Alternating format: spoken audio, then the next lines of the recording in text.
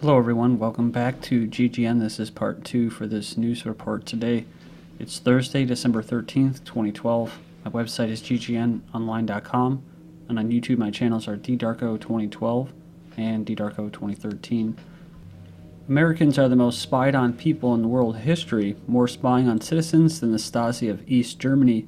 In a radio interview, Wall Street Journal reporter Julia Angwin, who has been one of the best covering of the surveillance state in the U.S., made a simple observation that puts much of this into context. The U.S. surveillance regime has more data on the average American than the Stasi ever did on East Germans. It says, the government is collecting and storing virtually every phone call, purchase, email, text message, internet searches, social media communications like Facebook and Twitter, health information, employment history, travel and student records, and virtually all other information on every American.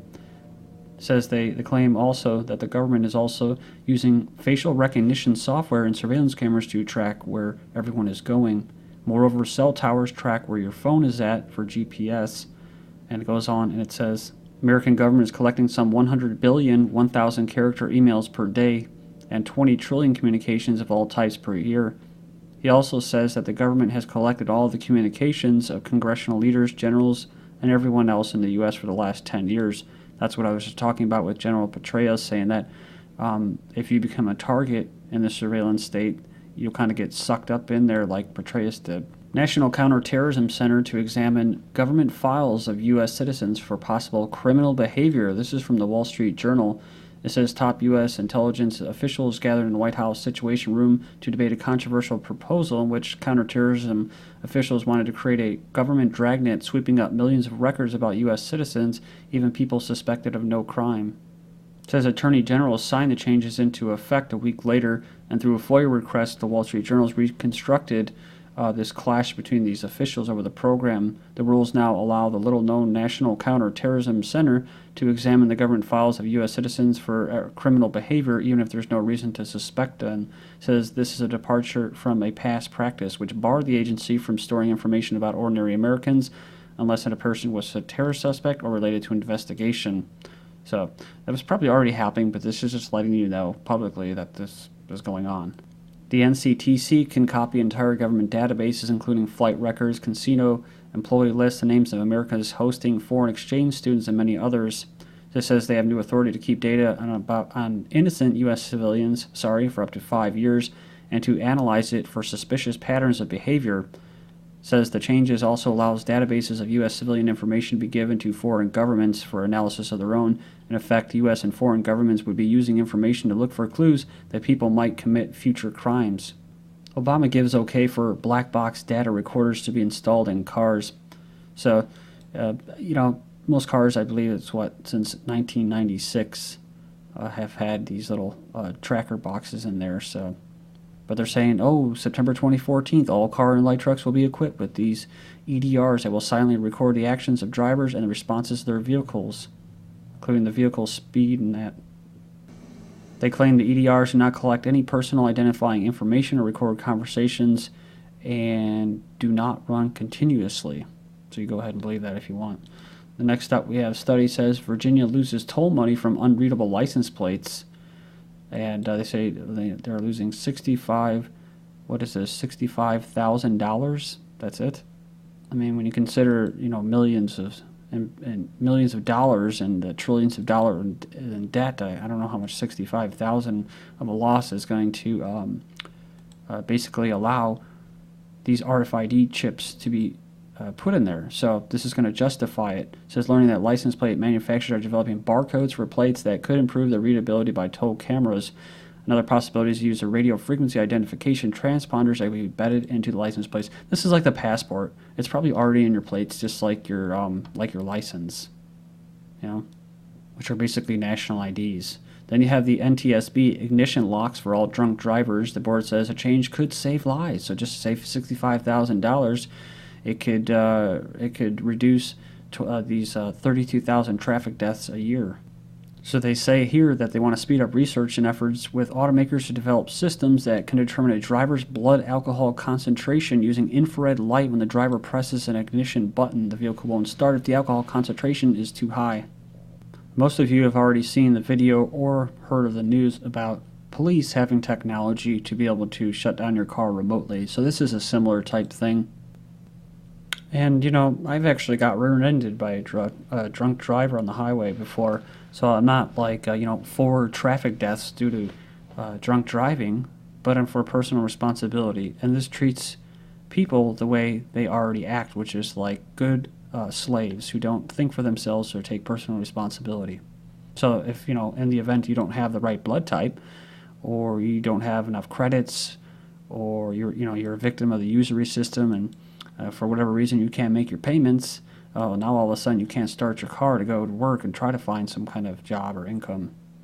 I remember seeing a story about the baseball player Carlton Fisk. He was actually arrested and got a DUI for doing what? For driving while he was drunk? No, he was actually sleeping it off in like a cornfield or something like that in his truck. They found the bottle, whatever, on the floor there, but he wasn't driving, right? So if he decided to pull over and sleep it off, they still gave him with a ticket. So let's say you pop on this and it shuts down, then technically the police can come and give you, take away your license and give you thousands of dollars of fine. It's a big revenue maker there. Speeding drivers on the M25 in the UK escape without tickets because new network of digital cameras is not switched on. Remember, the cameras are not switched on, so you think the cameras are switched off, right? It goes on and it says that when these cameras were installed, they failed to catch a single speeding driver. They said it was yet to receive statutory authority to use the new cameras. So it may not be that they're going on here talking about technical difficulties, right, in quotes. The technical difficulties is that it's not probably legal, that they haven't passed some statute that they have to do. So these cameras probably are working for surveillance. They're just not able to ticket people yet. But it says temporary average cameras monitoring stretches of roadworks along the motorway are understood to be working. Cell phone applications are spying on children by giving advertisers their phone numbers and their exact locations. The U.S. government is investigating whether software companies that make the cell phone apps have violated privacy rights of children by quietly collecting personal information from phones and sharing with advertisers and data brokers.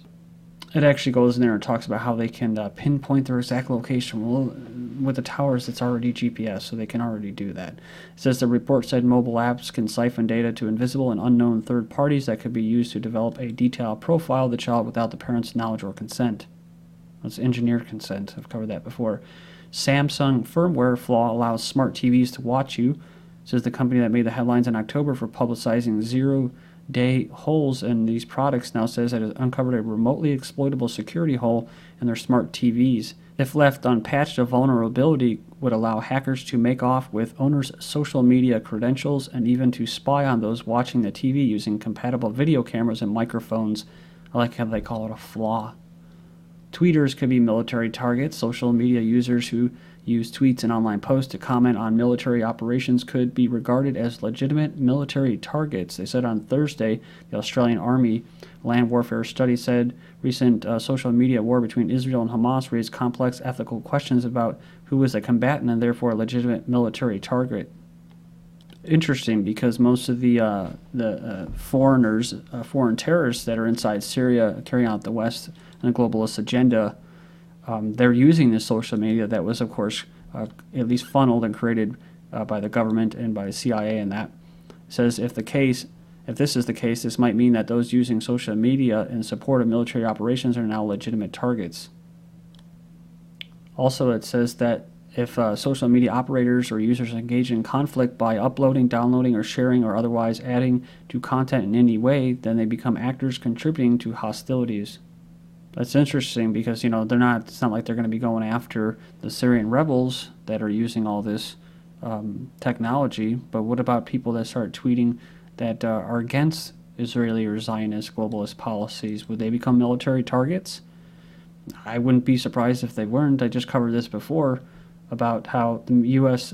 military is starting to target children for assassination in battle zones. American military starts assassinating children.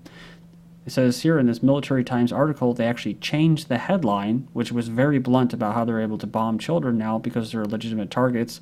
They changed the whole article up. You can go in there and see how they changed it.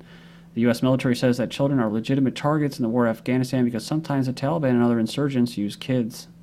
I remember militants can be the ages between 13 and 21 and male, so The very broad definition. Special Operations Command leads the propaganda fight. Military Special Operations Command has become an emerging player in the Pentagon's disinformation propaganda efforts to confront violent extremists around the world, according to documents obtained from a report from a think tank. So this is good PR, public relations to put out there. And they start off with the fake raid of Osama bin Laden, of a dead man, to lay the groundwork, saying they were at the head of that. Key to his propaganda efforts is a collection of websites known as the Trans-Regional Web Initiative, aimed at foreign audiences. There was a report released in USA Today titled "The Pentagon as Pitchman: Perception and Reality of Public Diplomacy." It says the military's growing role in shaping perceptions about the United States around the world. They've actually bolstered his propaganda campaign in cyberspace with trained teams of psychological operation troops. It says that they're there to combat VEOs, violent extremist organizations, and resist the spread of their associated ideology. So once deployed, they serve for their local commanders. Now, you may think of, quote, towel heads, Muslims, and screaming Ali Akbar and God is great as they're killing children and stuff like that, and being supported by these same people that are these local commanders. Their bosses, they have the same bosses as the terrorists. No, it could be people such as myself or anybody else that start speaking truth. A courtroom at Camp Justice is a censorship chamber.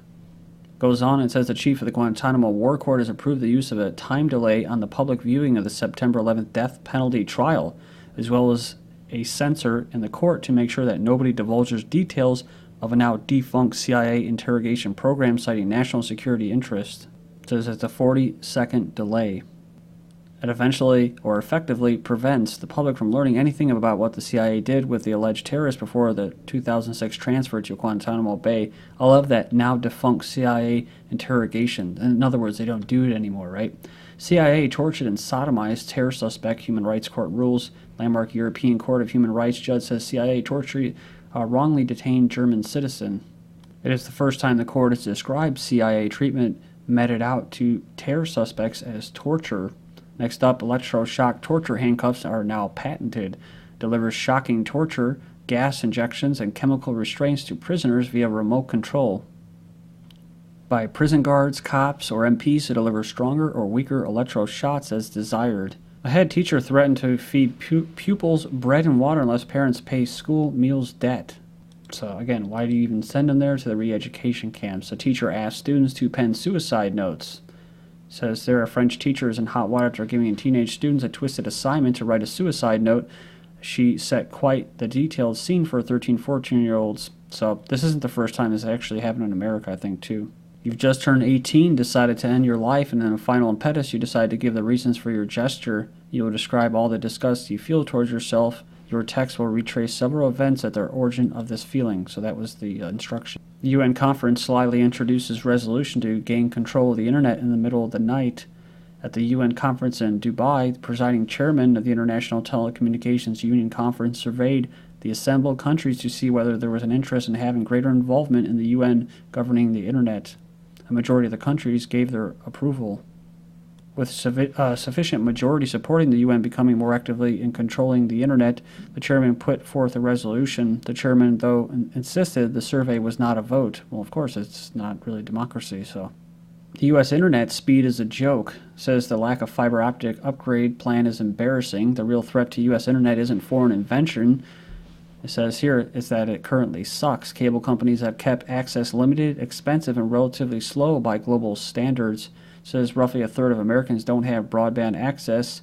And it says for about 19 million who live in rural areas, it's not available at any price because cable companies refuse to expand there. Yet we're moving in the opposite direction. It says with telecom companies focused on wireless and refusing government subsidies to service rural areas. It's crazy. This is exactly what I've mentioned before. Everyone in America should be able to get fast internet for and cable, whatever, basic cable for $30 a month. And if private companies won't step up, the government should. Well, I don't believe in that. But like I said, regular internet should be $30 a month, flat rate. It's really not much more. But it says here that cable companies face no real competition or pricing pressures.